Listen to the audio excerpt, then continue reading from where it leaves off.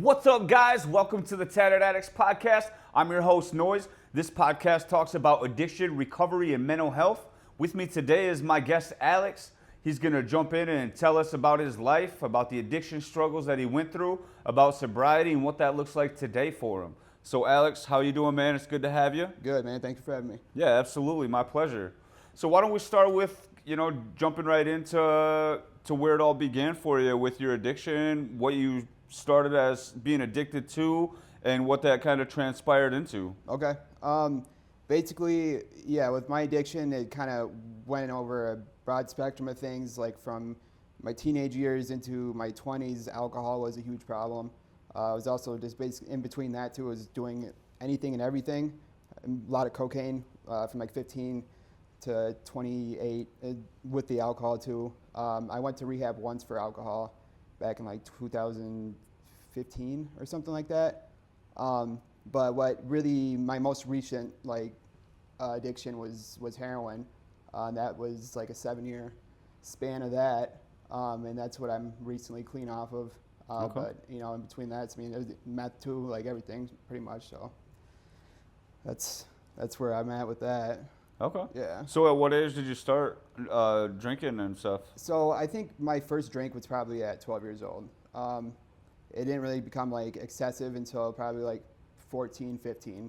And then from there on, it was off to the races. I was out partying with friends all the time, making a lot of bad decisions, a lot of trips to juvie, jail, all that good stuff.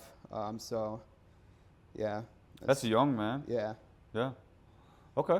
So being that young and starting using alcohol at such a young age, what was your home life kind of like? My home life wasn't that bad. Like I have 2 loving parents, a family that has been very supportive over the years. A lot of my decisions and my my stuff like that was just stuff on my own being. But I had a good family. Went out and had vacations and all that stuff. But I was just a troubled kid. I think I was really defiant, and I think that was like a big part of that too. I was just off trying to make my own decisions, be an adult at a young age, and that's just kind of what happened. Okay. Yeah. So once 14, that's what, like middle school, Yeah. high school age. How did you go about like being able to be in these environments where this stuff was so, easy to get your hands on, I guess? Can you ask that question again? I'm sorry. Yeah. So you said you started off drinking 12 Yeah, and then yeah. 14. It kind of got worse. Yeah. Home life was good. So what did you do to be able to get your hands on the alcohol and the stuff you're using at such a young age? Yeah. Basically, me and my group of friends that I used to hang out with a lot, we would go and we had older friends too. I grew up hanging out with a lot of older people. Or there was even times where we would go hang out in town and try to ask people that looked like they might buy us some booze, some alcohol. And it's like the environments I was in, where it's also people who knew people that were to get drugs and all that stuff too. So we're kind of doing whatever, whether it was prescription pills, or coke, whatever. And that was just in my younger age. It was the alcohol, coke, and prescriptions and stuff. But it just seemed readily available. Yeah. Everyone kind of had something going on. So just kind of fitting in with your environment at the time, right? Pretty much. Okay. So did you have a pretty large friend group that you guys all kind of got together and partook? Yeah, pretty much. That was our goal when we were younger, was just seeing what we could get into, if we can go find parties or something to go partake in, or whatnot. But yeah, it was definitely a large group of us. Trying to grow up too quick, basically, Exactly, right? yeah. Okay. So did you finish high school? No. No? Yeah, no. School wasn't my strong suit. I think after middle school, I kind of just stopped really caring. I was always getting in trouble, or trying to skip school. It wasn't what I was trying to do. And once I started getting involved in the courts when I was younger, I was forced to go back to school. I think I stopped going probably in 7th grade. I'd gotten kicked out of Kentwood schools, and then got into some trouble to where I was on probation as a juvenile, and they like forced me to go to school. So I was going to an alternative school at the time, and that kind of just like opened up the doors for a bunch of other stuff too. Yep. But yeah, I mean, it was really broken up into segments, and I think like my 9th grade year was probably like the last year I'd stayed in school, and then I'd stopped after that. Once they let me off papers, I was over it. Okay. Yeah. Now, were you still living at home when you dropped out of school? Yeah. Parents, what was their view on that? They didn't agree with my choices, obviously. I mean, I think any parent seeing their kid fall down a destructive path, they're going to try and do what they can to stop that. But like I said, you know, I was really defiant, and I had my mind made up on what I wanted to do at that time. So that was, you know, so I would sneak out of the house, whatever it was. And when I was 17, I was basically given the ultimatum, like, you know, if I didn't want to live by their expectations and rules, you know, which meant like no partying, no drinking, Sure. all that good stuff, then I can move out. And I chose to move out, and that's kind of where, you know, everything kind of started to fall into a even more destructive lifestyle, I guess. Yeah. Yeah. So it sounds like your parents weren't enabling at all. They were trying to get you help, but Yeah. only understanding that you had to make the decision on your own. Mm-hmm. Okay.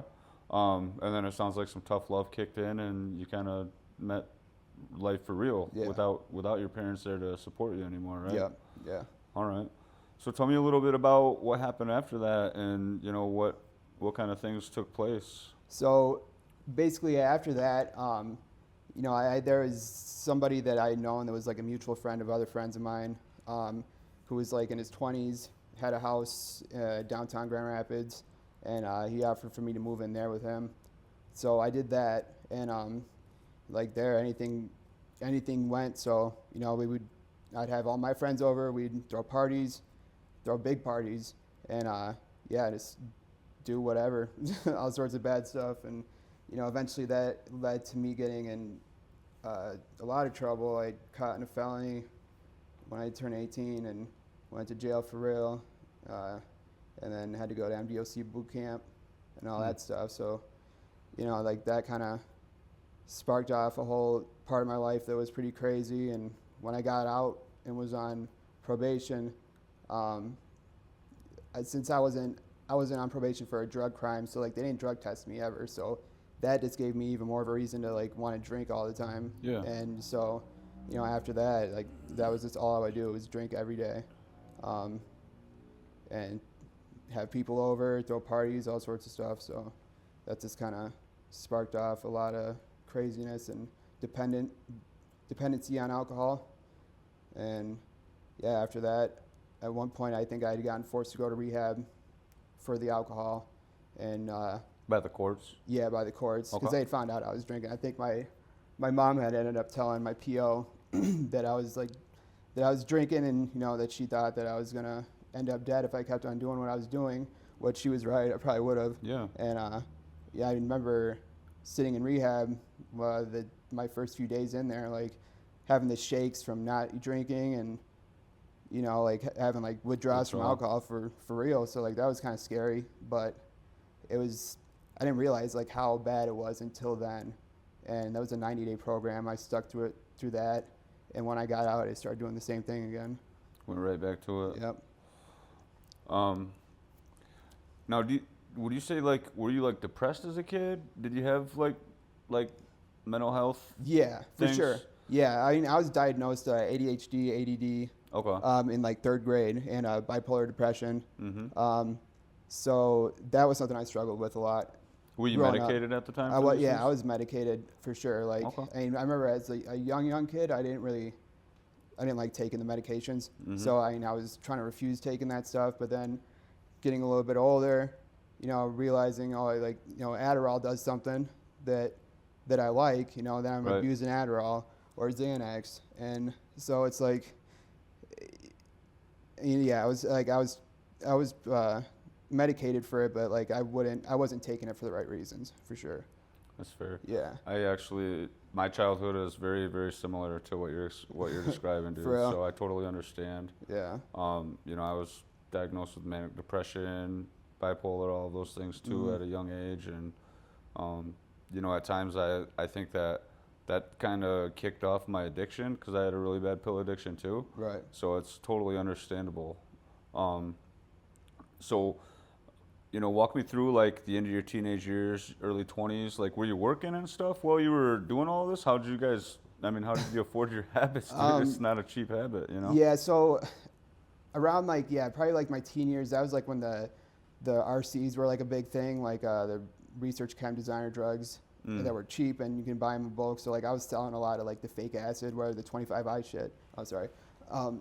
That I don't know if you've heard of any of that stuff, but 25I is like synthetic acid that wasn't illegal. But, so I was selling a lot of that kind of stuff to get money for everything else.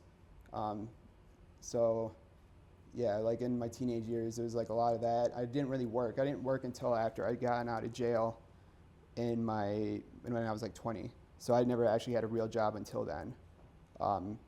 Because, I was just wheeling and dealing and making my living that way, I guess. Okay. When would you say you started really getting hooked and realizing that you had a serious problem with more than just the alcohol? So fast forward a little bit, probably like 2018.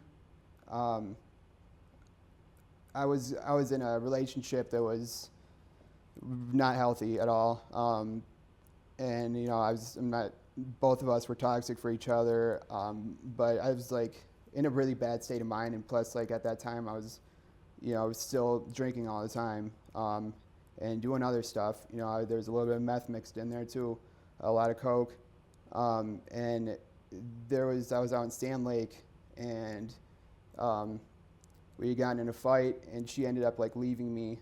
She ended up ditching me in Sand Lake, so I was stranded out there. But that was after a night of heavy drinking and meth use, and I don't know if I was in some sort of psychosis or what, but I had attempted to take my own life by jumping in front of a vehicle, and that almost killed me. I got airlifted to Butterworth Hospital, was in ICU for a few days, and basically was in the hospital for like about a month altogether, and a little bit after that because I had broken bones in my leg, in my hips, and had like a ruptured colon, all sorts of stuff. And so that is what really like got me into the opiates, because I was on oxys for a long time. Yeah. So fast forward to getting out of the hospital and all that stuff, I had a full-blown opiate addiction. And from there, basically,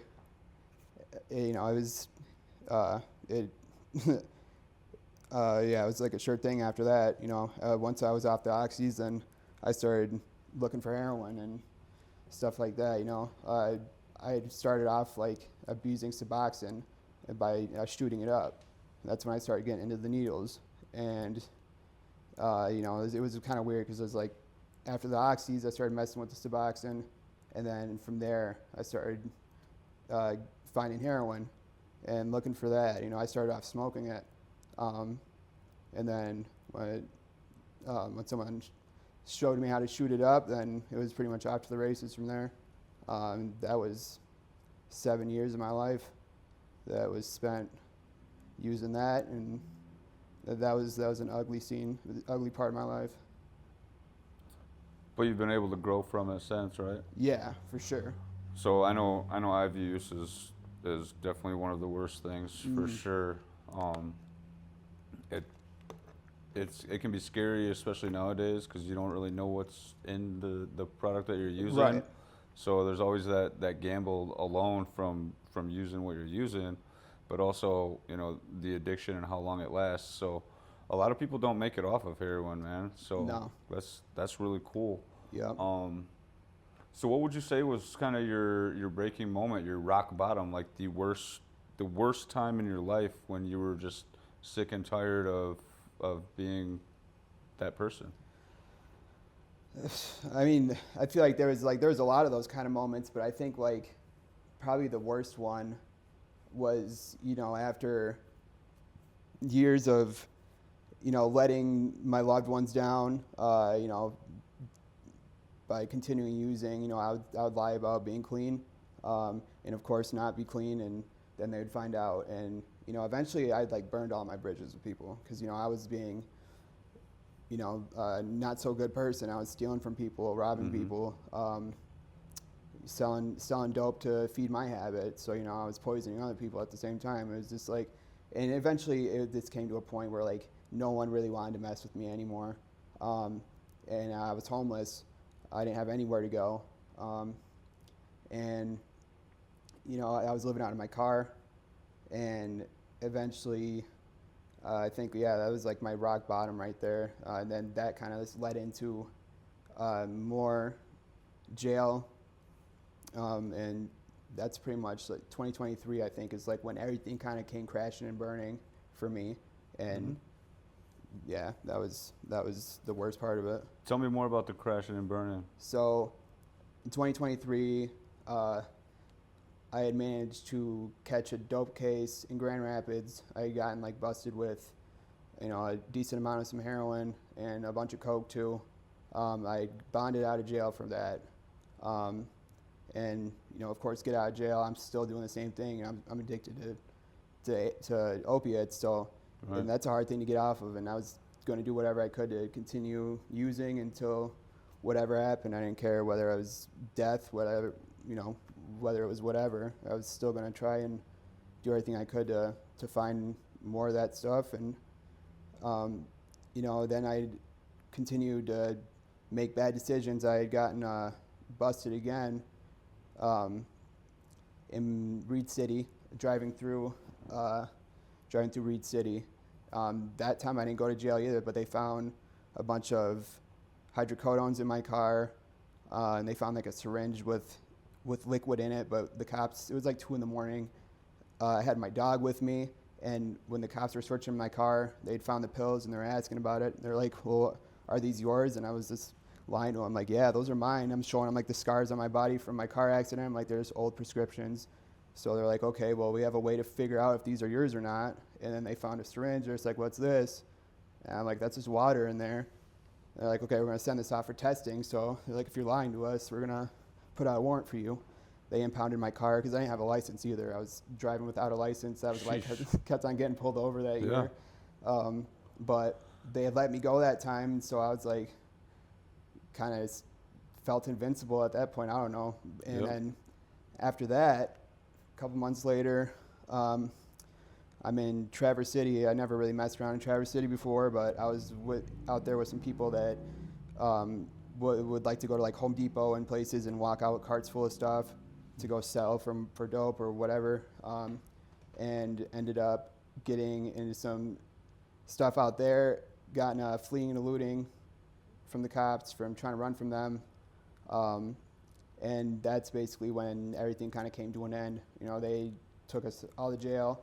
Only 2 of us stayed in. I did, 4 months for that charge, and then when I was dealing with that, I was also like on a writ for Kent County, so they would come pick me up from Traverse City, bring me there for court, and right after my sentence had ended for Traverse City, that's when the Reed City stuff popped up, because they put out a warrant for me for those pills and the syringe that was full of meth, and so all together it was like 2.5 years before I was out again. Oh wow! And then basically, I was out. And that was all county time? Yeah. Oh wow. Yep. Yeah, because that's rough, man. Yep. Yeah, especially like county. It's just like, it's definitely. I mean, being locked up is rough either way you look at it, but when it's just county to county, man. Yeah, that gets pretty rough. Yeah. Sheesh, man. Sounds like you've been through a lot of shit. Yeah. It's been a wild ride for sure. Yeah. Yeah. So when you actually got sober, were you locked up then? Pretty much, yeah. And that's the thing, is like, if it wasn't, because, I don't wish jail upon anybody. I don't think it's necessary for getting clean, but it was for me. Like Yeah. that's what got me clean. Honestly, if it wasn't for me being in jail, I probably wouldn't have stopped. And that's after I'd gotten out, everything was all said and done. I was on papers, obviously, but you know, I was clean for like 5-6 months, and I had made the bad decision to score some dope one day randomly, because I wasn't even living in Grand Rapids at the time. A friend of mine had offered to move me in with her and her husband, and try to help me out the best they could and get back on my feet. You know, I was doing really good for a while. I had a really good job. Just bought a car, and one random day I was at the movies in Grand Rapids and decided to hit up one of my dope dealers I still had on Facebook and scored a pack. And then What was going through your mind that day that triggered that? I think probably something that didn't help was the fact that I was drinking, because that entire time, like being on probation, they're drug testing me, and they weren't testing me for alcohol. So, you know, me being an addict, I'm just gonna decide to drink and stuff like that. But you know, that kind of fueled a lot of that too, because then I'm drinking, and then all of a sudden I want to do something else, and it's like that definitely helped fuel that a lot. And I don't know, I think I was probably just stressed out a lot too, just dealing with the courts again and having freedom after, you know, a long time of not having freedom. And it was just my addict brain telling me to do something stupid again. Yeah. And yeah, I made the decision to relapse, and it was like a 3-day period. I was smoking heroin again, and the people I was living with found out, and my friend's husband ended up calling my PO, and I got locked back up for another 4 months. They gave me a county year, with the exception that after 4 months, if I can find a rehab to go to, then I can do that. So I started working with a caseworker in jail to find a rehab that I can get into and find funding for it. And I got into Tukoski Hall in Traverse City. So I did 4 months jail, and then last April, I think it was April 15th, was when I went to Traverse City to go to rehab. Okay. Yep. So how long have you been sober now? Now it's been about like a year and 7 months. Okay. Yep. Hey man, progress is progress. You know? Right. So, do you still find yourself having days where you feel triggered? For sure. You know, I think like a lot of that has to do with like the mental health stuff too, because like I think I have like a lot of trauma, or you know, just a lot of unresolved mental health issues that, you know, sometimes get the best of me. And you know, I still have the urge to do stuff sometimes, but you know, once I get them, I kind of just think about what all that stuff led me to. Yeah, basically. What life looked like. Yeah. Yeah. And you know, I'm getting older. I'm 31 now, Okay. and it's like I realized that when I spent my last 2 birthdays in jail, it's like I don't want to be doing this anymore. And plus, like I like having nice stuff. I like having a nice car. I like not being so physically dependent on something to where it's just gonna. Well, that and being physically dependent on something, but also being under the thumb of someone where, you know, every move you make is you're told what to be doing. To have that freedom to make your own choices without having the little, you know, monkey on your back saying, "Hey, let's go get messed up," right? Yeah, for sure. So, this might be like a personal question, but you know, it sounds like you've been through a lot of stuff.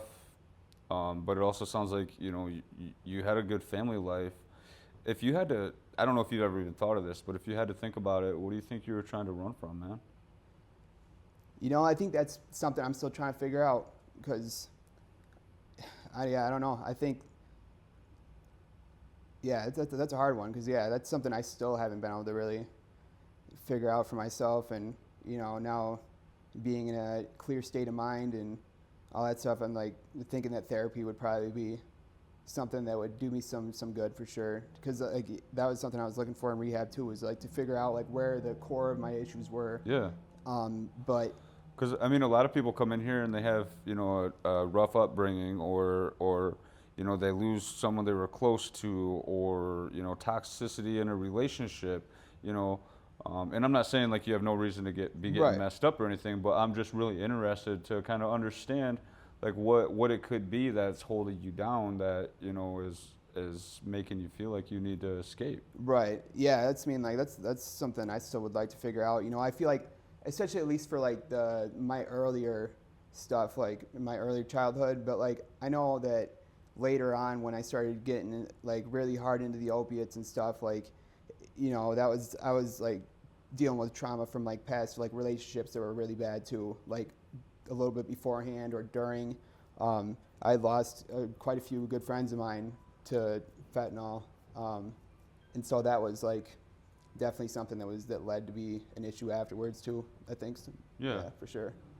Yeah, man, that's rough, dude. Yeah. How would you say your relationship is nowadays with your mom and dad? Now that you're sober and clean, do they believe you? Do they? Yeah. They're still supportive of everything. Yeah, for sure. My parents are actually like really supportive. They have been for years. Even throughout my addiction, like they tried to do everything they could do to help me out, as long as it wasn't enabling me, I guess. Yeah. But they eventually, they got to a point where it's just like, you keep on telling us the same thing, and we don't believe you. But so there was a point up until recently where they didn't really want anything to do with me if I was going to continue to make those choices. But now, now that they've seen that I've been able to, get out and do better for myself, actually hold a job, and just make real life decisions and adult things, they definitely have been a lot more supportive, and welcoming to let me be there more often. And I've been trying to spend a lot more time with them too. That's really good. Yeah, for sure. Do you have any kids? I don't have any kids, no. Okay. I just have a dog. That's about it. Yeah. I got a dog. She's my kid. Yeah, basically. And another thing I wanted to say too is I feel like trust and addiction are a lot alike, as where, they both start like losing trust and becoming addicted. Both start with the choice of using something. Yeah. Right. Or doing something to lose the trust, and it takes that long to become addicted or to lose someone's trust. But going into recovery and rebuilding trust both are pretty substantial amounts of time to make happen, right? Neither one of those happen overnight. No. Would you agree with that? 100%, yep. So, and as addicts, that's one of the hardest things, is humbling ourselves and realizing the discipline that it takes in our own minds to be able to build that trust back without being angry and holding animosity. Right. And also with being able to recover. Yep. So, so it sounds like, a year and 7 months is pretty profound, especially with everything that you're letting me know. Mm-hmm. I don't even know you, man, but I'm really proud of you, dude, because, I mean, holy crap. Yeah. What does sober life look like nowadays? Nowadays, I mean, things are a little bit different right now. Like, I was living in Traverse City. After I gotten out of rehab, I was in a tea house for two months, and after that, like, I had met some people through meetings and stuff that ended up giving me a job with them painting. So I did that, and then ended up moving out of tea house with my boss.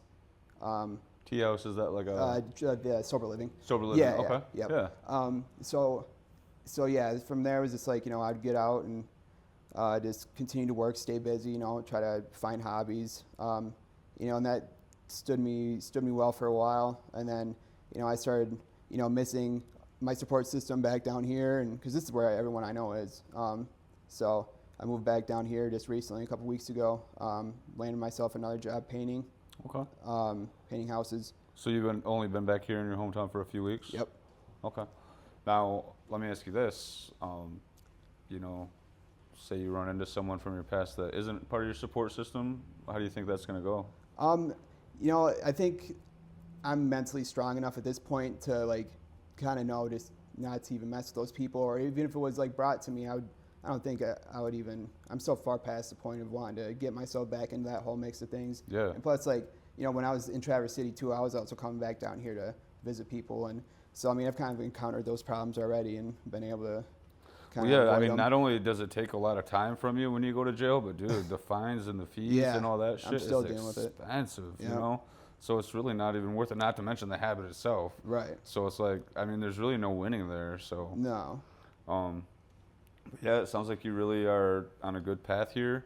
I'm really glad that you came and talked to us, man. Hearing your story here it really hits me deep, dude. It's got me a little emotional myself, I'm not gonna lie. and I know from experience it's not easy to get out of that hole, especially when you start at a young age. You know, starting off with being prescribed meds, and then you become an adult and the meds aren't necessarily handed to you. No one's there to monitor to make sure you're taking them, and I feel like that's a lot to do with how addiction starts taking place as well. Yeah. So, well, we're kind of running out of time, man. That went really fast. But if there was something that you could say to the people watching that might be struggling with what you've been through, or you know, are looking for a way out, what do you think that would be? You know, something that I've learned, I guess, through personal experiences, like, you know, getting sober is like a lot of trial and error, for sure. So, I mean, if you fall back down, you know, pick yourself back up. There's a lot of support out there nowadays. There's a lot of, you know, government funding to get you into rehab, depending on where you're located at. I think like Network 180 is a good one out here, and there's a couple other ones too. Yeah. But, I mean, no one's really going to ever like stop until they're ready to, but you know, if whatever little things you can do to keep yourself busy, you know, That's getting sober and stuff too. Yeah. Keeping your mind busy is definitely a big one. Yep. And I want to strongly urge you, man, if you can get into therapy, man. I've been in therapy for a few years, and it's extremely helpful. Yeah. So even a few years into my recovery, like being solidly recovered, I was still kind of just going through the motions. Like it was a chore to be sober. But once I was able to get into therapy and found a good therapist, and he really helped me get to know myself, is when my life really excelled and started moving up. You know, I'm married, I got kids, I own a business. So none of that would have ever happened, I don't think, if I wouldn't have started going to therapy, because there's so much more to self-love than, you know, they say go to the gym or, you know, exercise, eat healthy. But man, you got to exercise and be able to do the same thing with your mind. You know what I mean? Yeah. So, yeah, dude, I really appreciate you coming on the show today, dude. I appreciate you having me, man. It's good to talk about some things. It only scratches the surface a little bit, but you know, like. No, for sure. Definitely, man. Is there anything else you want to say? Nah, I can't really think of anything, but. All right. You know, yeah. You did great, dude. I appreciate it, dude. I want to make sure anybody watching that might be going through a similar situation as Alex, or similar situation as anyone that's been on the show, if you're struggling with addiction, if you're struggling with mental health, or if you're in recovery, and you want to get on here and tell your story and talk about it, you give us a call. Check us out on Facebook, our website, www.tattedaddicts.com. We'd love to hear from you. We'd love to get you on the show. Until then, we'll see you guys next week.